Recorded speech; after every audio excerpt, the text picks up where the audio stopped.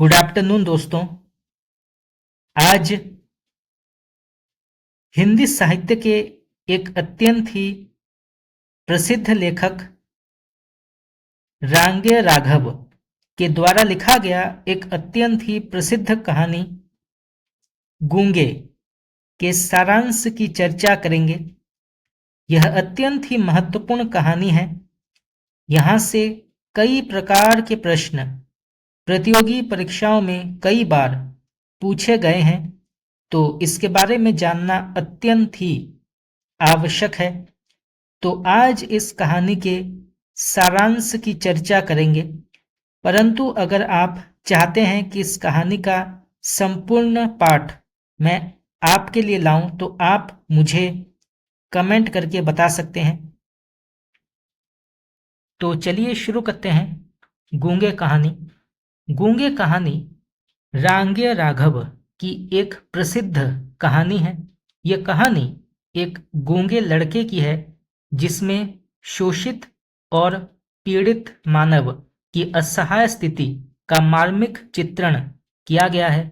गूंगे में ऐसी तड़पन है जो पाठक के हृदय को झकझोर देती है। गूंगा बालक सभी का दया का पात्र है। वह जन्म से बहरा होने के कारण गूंगा है। वह सुख दुख जो कुछ भी अनुभव करता है, उसे इशारों के माध्यम से प्रकट करता है।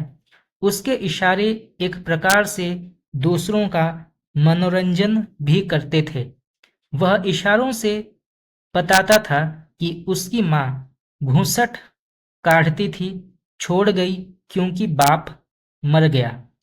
उसका पालन पोषण किसने किया, यह तो समझ में नहीं आया, लेकिन उसके इशारों से इतना अवश्य स्पष्ट हो गया कि जिन्होंने उसे पाला वे मारते बहुत थे।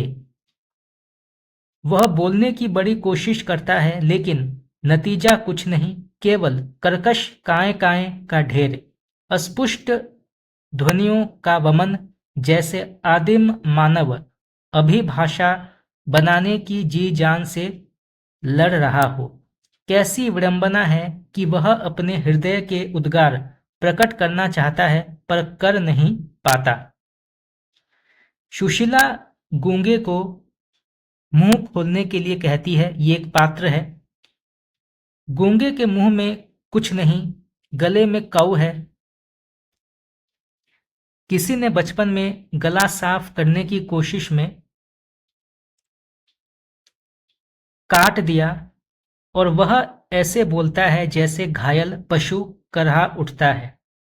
खाने पीने के विषय में पूछने पर बताता है, हलवाई के यहाँ रात भर लड्डू बनाए हैं, कढ़ाई मांजी है, नौकरी की है, कपड़े धोए हैं। गूंगे का स्वर चित्कार में बदल गया। सीने पर हाथ मारकर इशारा किया कि हाथ फैलाकर उसने कभी नहीं मांगा। वह भीख नहीं लेता। भुजाओं पर हाथ रखकर बताया कि वह मेहनत का खाता है। चमेली एक और पात्र है। चमेली के हृदय में अनाथ बच्चों के लिए दया थी, लेकिन वह इस गूंगे को घर में नौकर रखकर क्या करेगी।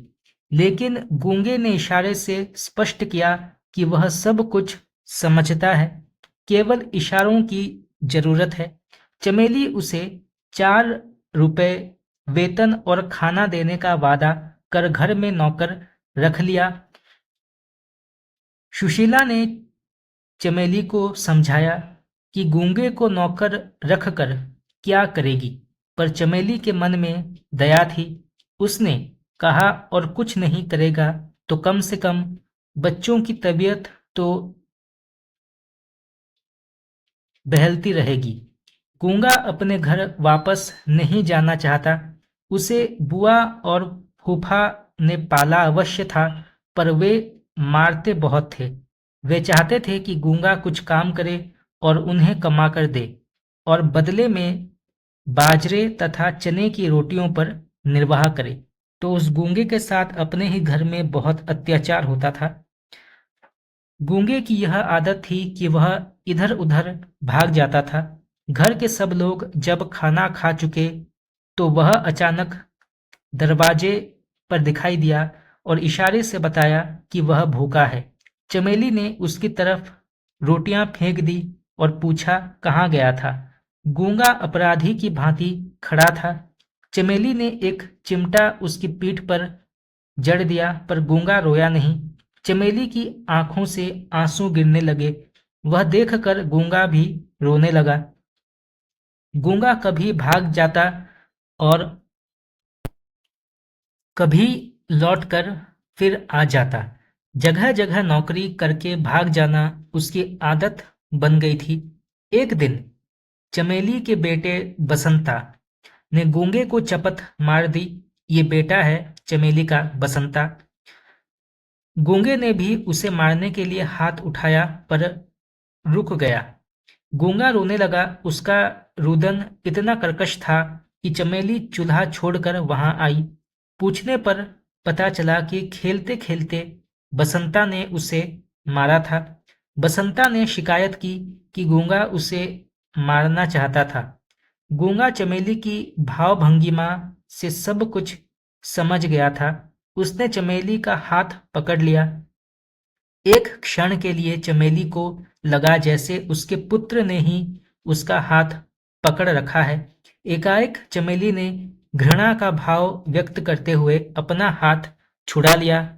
अपने बेटे का ध्यान आते ही चमेली के हृदय में गूंगे के प्रति दया का भाव भर आया। वह लौटकर चूल्हे पर जा बैठी, जिसके अंदर आग थी, लेकिन उसी आग से वह सभी पक रहा था, जिससे सब भयानक आग बुझती है। पेट की आग, जिसके कारण आदमी गुलाम हो जाता है। चमेली की समझ में आ गया कि गूंगा यह समझता है कि बसंता मालिक का बेटा है, इसीलिए उसने बसंता पर हाथ नहीं उठाया। उसे अपनी हीन स्थिति का पूरा ज्ञान था। गूंगे पर चोरी का आरोप लगाया गया। चमेली ने उसे घर से निकाल दिया और चिल्लाकर कहा, मक्कार, बदमाश, रोज रोज भाग जाता है। पत्ते चाटने की आदत पड़ गई है। नहीं रखना है हमें, जा तू इसी वक्त निकल जा। गूंगे ने कोई प्रतिक्रिया नहीं दिखाई। चमेली ने उसका हाथ पकड़कर उसे दरवाजे से बाहर धकेल दिया। गूंगा वहां से चला गया। चमेली देखती रही। लगभग घंटे भर बाद शकुंतला और बसंता, ये दोनों संतानें हैं चमेली के, दोनों चिल्ला उठे। चमेली ने नीचे उतरकर देखा। गूंगा खून से लथपथ था। उसका सिर फट गया था। उसे सड़क के लड़कों ने पीट दिया था, क्योंकि गूंगा होने के नाते वह उनसे दबना नहीं चाहता था। दरवाजे की दहलीज पर सिर रखकर वह कुत्ते की तरह चिल्ला रहा था। चमेली चुपचाप देखती रही कि उस मूक अवसाद में युगों का हाहाकार भरकर गूंज रहा है, और वे गूंगे अनेक अनेक को संसार में भिन्न भिन्न रूपों में हो गए हैं, जो कहना चाहते हैं पर कह नहीं पाते, जिनके हृदय की प्रतिहिंसा न्याय और अन्याय को परख कर भी अत्याचार को चुनौती नहीं दे सकते, क्योंकि बोलने के लिए स्वर होकर भी स्वर में अर्थ नहीं है, क्योंकि वे असमर्थ हैं। तो इस कहानी के माध्यम से लेखक के कहने का उद्देश्य यह है कि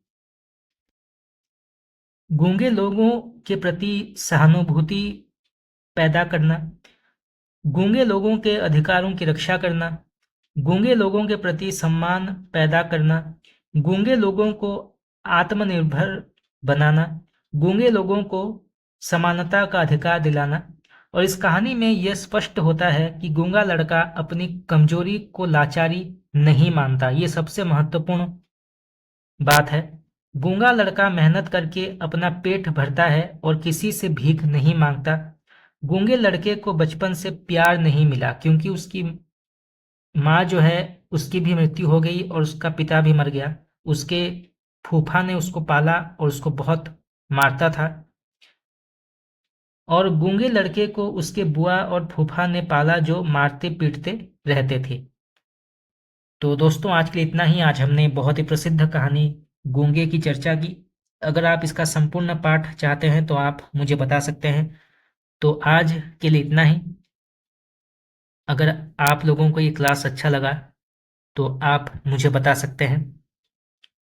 आपका बहुत बहुत धन्यवाद।